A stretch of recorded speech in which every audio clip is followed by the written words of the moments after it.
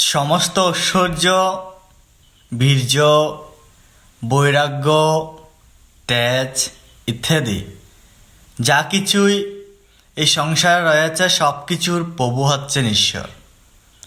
আমরা যারা ঐশ্বর্য লাভের আশায় যজ্ঞ করে থাকি, সেই যজ্ঞের বক্তা এবং প্রভু হচ্ছেন ঈশ্বর।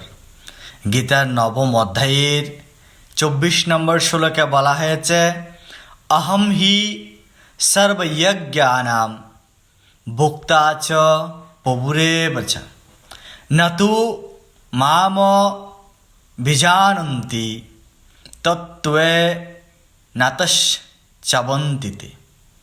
হ্যাঁ সনাতনী সন্তান, হ্যাঁ অর্জুন, আমি সমস্ত যজ্ঞের বক্তা এবং প্রভু।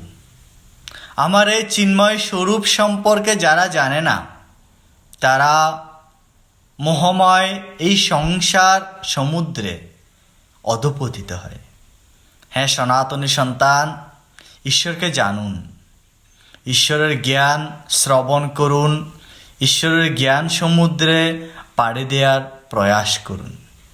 নমস্কার, আশা করি ভালো লাগবে। আমার ভিডিওগুলো শেয়ার করবেন।